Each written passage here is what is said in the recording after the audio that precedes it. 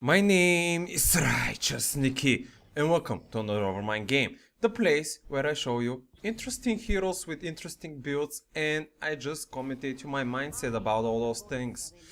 Positioning, talents, etc. So, Infernal Shrines bans are going to be my F Avatar, Kerrigan, Mephisto. Avatar is a very interestingly strange ban, but first pick Diablo followed by Tyrande Liming and I'm going to just secure Sylvanas. Now I think Sylvanas is pretty good, especially for a mind control versus Liming and Tyrande. You can pressure Liming into a very bad position, as well as that you can get a very nice pushing value with Sylvanas on this map in particular.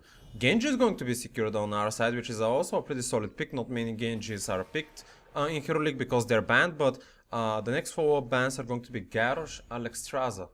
Alexstrasza is a healer that actually is pretty strong versus Genji for them, but they already have Tyrande, so I guess they're a bit afraid for us to take Alexstrasza, which I don't really see why.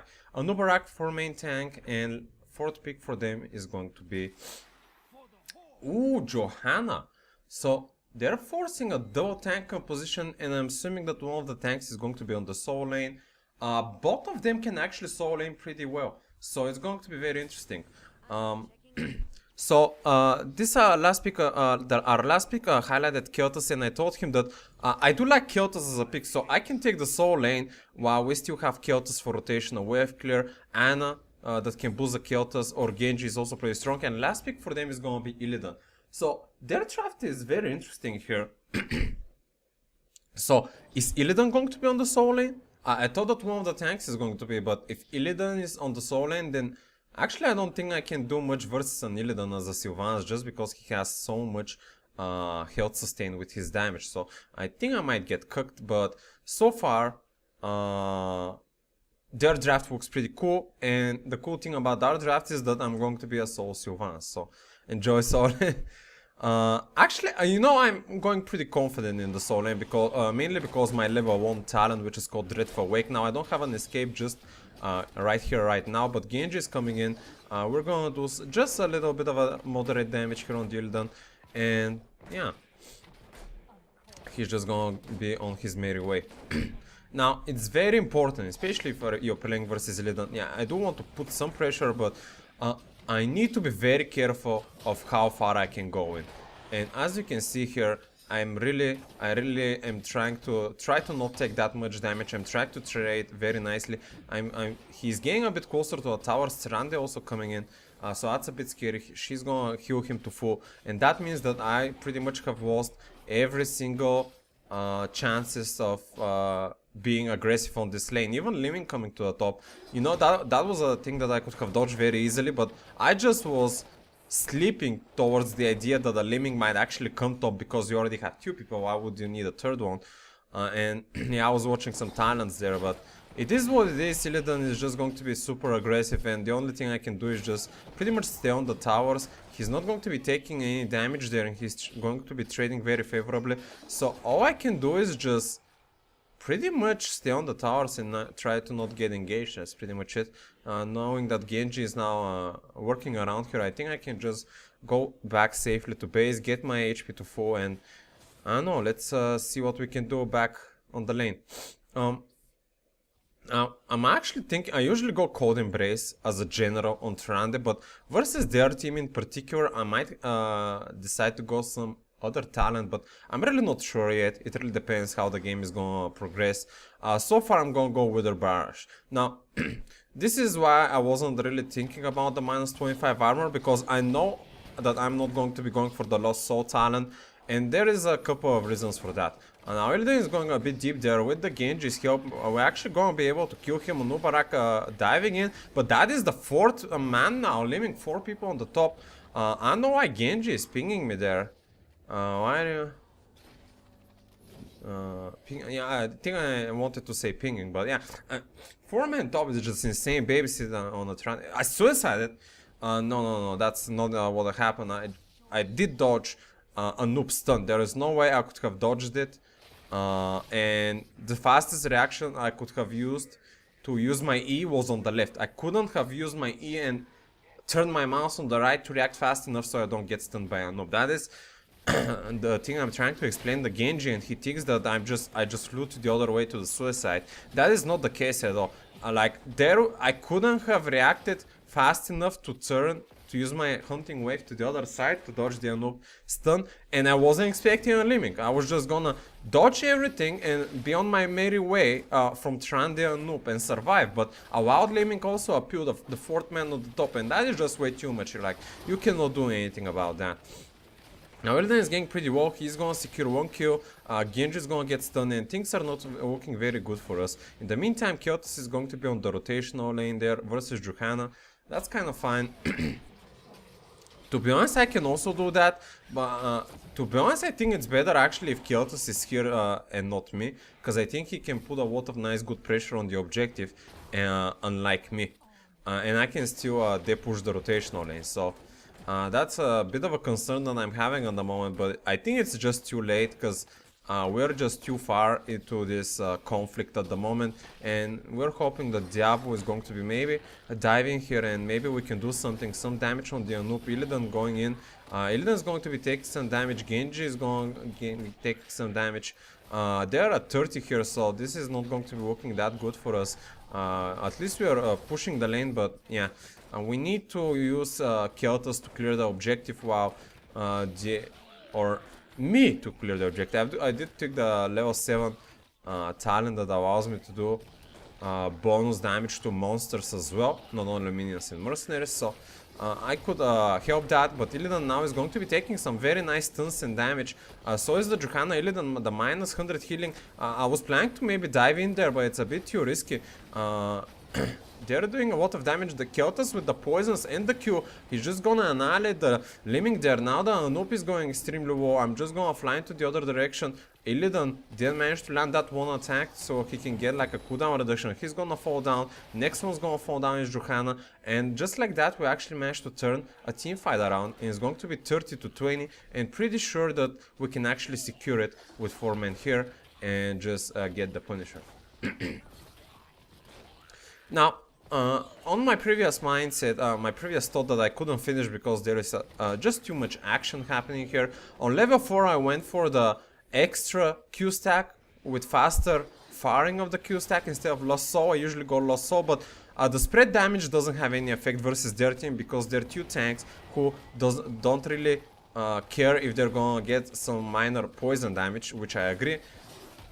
And 2 mobile heroes, Illidan and Liming, which the poison can pretty much not really spread on them. So their team is very counterintuitive for you to pick the spread cooldown reduction on your W, because it's very hard to spread on enemy heroes and it doesn't give you that damage value. So you wanna go for a bit extra damage burst on the Q. I'm gonna go actually wailing out of this game because I know they're like a full engaged team. I'm gonna send it on the Illidan there. Anoop is also silent. It's gonna get a shit ton of spells with a minus 100% healing. He's gonna go fall down. We also managed to take the top fort with the Sylvanas passive, which is pretty valuable. And just like that, we're just going to be having a 1 level of solid advantage here. Kyotos and me are looking actually to maybe push the tower wall, but we should be just a bit careful because they might go full in on us, like Illidan in this situation. So, Kyotos even gonna waste the ulti there. Maybe he was a bit scared because he has no mana. That's reasonable. Like, he probably wouldn't need his ulti during the next few 60 seconds, to be honest, if that was the cooldown of the Phoenix ulti, but I don't feel like he's gonna be needing it anytime soon. And feeling that their team is gonna be focusing to depush the lanes, I'm just gonna start doing this mercenary camp just as a free experience value while nothing else is happening. So usually I go mind control, but since they actually have double tank plus Illidan, which actually went the hunt, there is no really reason for me to go the mind control, because every single hero from their team has a way to interrupt the mind control, and that is just not good for me. Like, that makes 0 value for you to go mind control. Wow. Their team is kind of a full engaged team with Liming, Illidan and double tank, so you can actually stop an engage with the arrow by just shutting them down completely if you landed on a couple of people, which is way more valuable. Like, you just need to see when one of the ult is better than the others, and that is the logical time when it is. Gonna open the Kyotos very easily here. Now this is a very interesting time where I think Nubarak took the wrong ultimate, just because we have a Sylvanas and Genji, and Sylvanas and Genji are those two heroes that actually have a lot of good auto attack speed that can open a cocoon very fast. They're going balls deep on me. I'm gonna try to just escape, which is gonna be very nice at the last second there.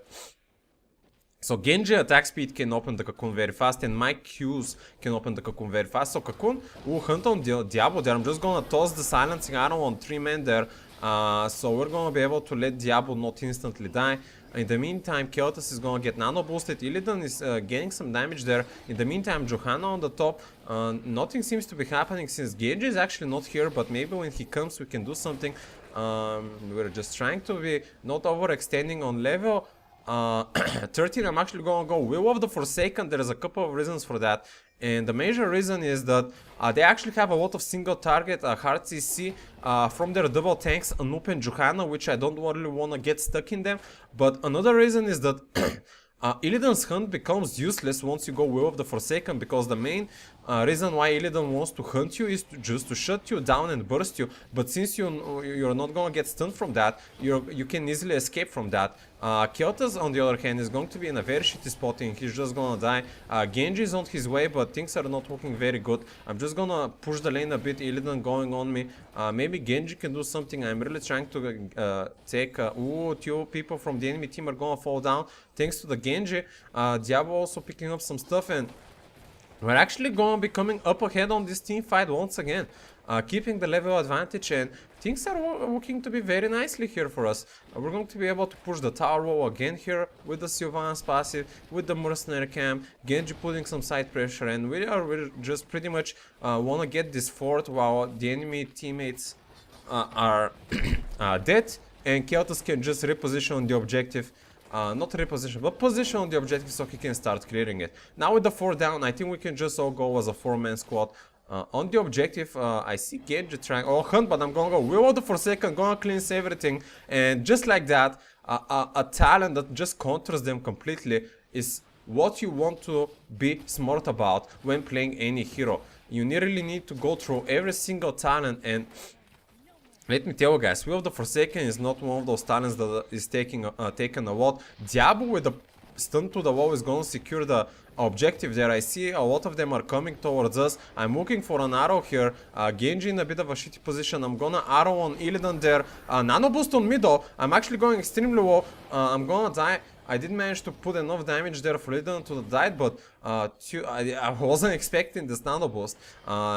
It did help me to do some very nice damage there, but yeah, just too many stuff happened onto me, and in the meantime Keotus has been pushing this very nicely, which is going to be fantastic.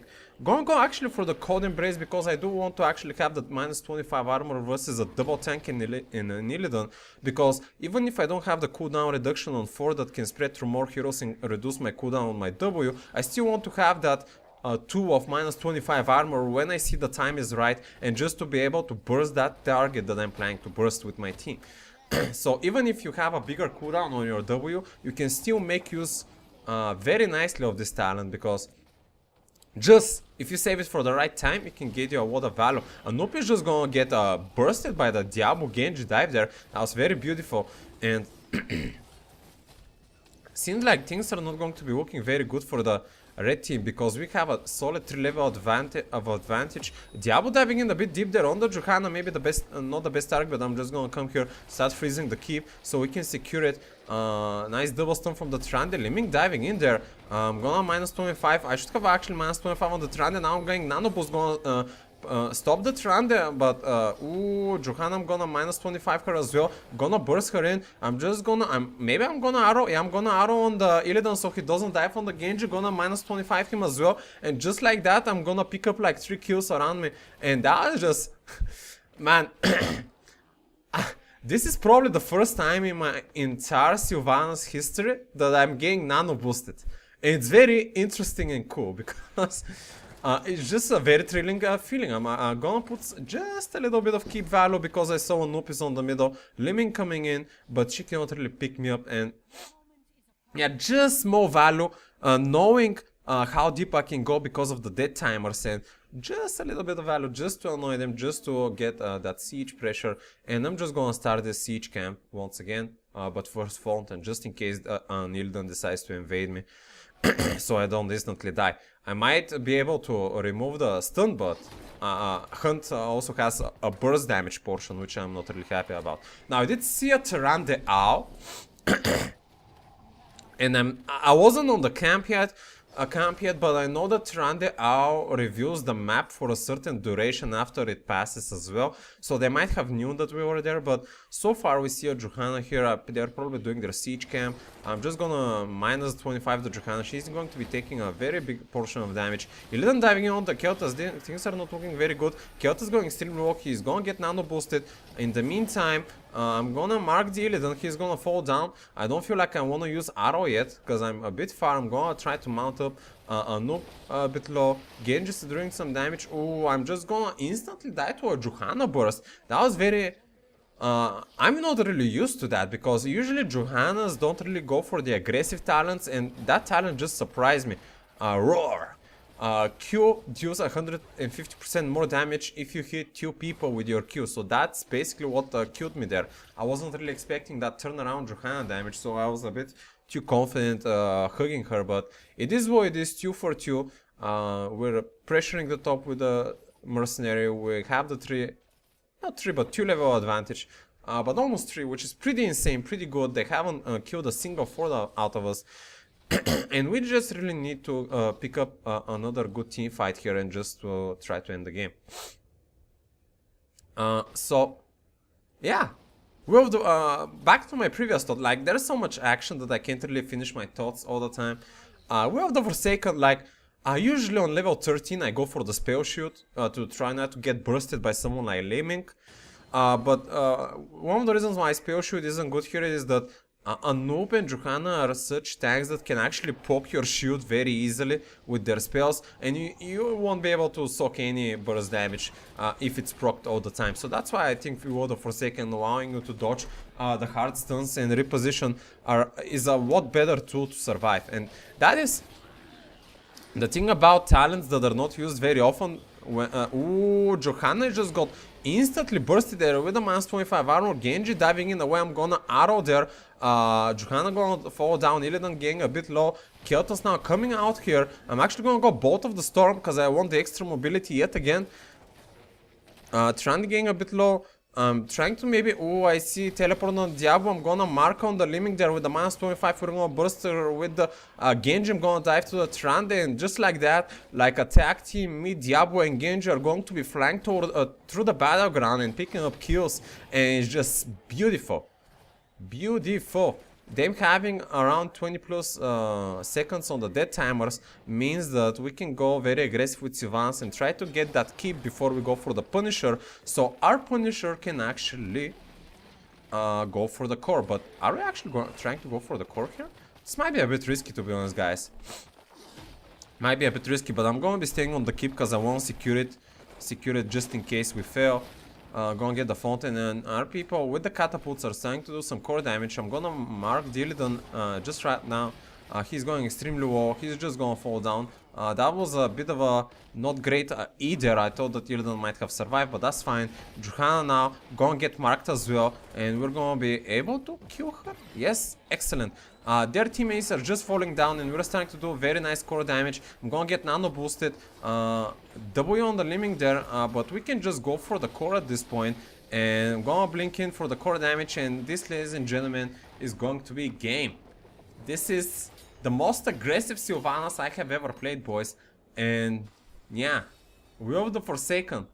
This talent really did a lot this game. And that is just... Ooh, Diablo MVP. He did get some very good engages, so I'm gonna give him that. But keep in mind, boys, that there's some very unused talents on a lot of heroes that are very useful in some situations, and you really need to feel when that situation is to pick it, because you can get insane value of those talents and just turn the game for you completely if you stop just looking at pre-made builds and build every single time, every single build every single time. So yeah, just be a lot more open-minded and think without allowing yourself to be fooled by other people's suggestions 100% of the time. So that's going to be everything from me from today, boys. Overmind, Sylvanas, thanks for watching, and until next time, stay righteous.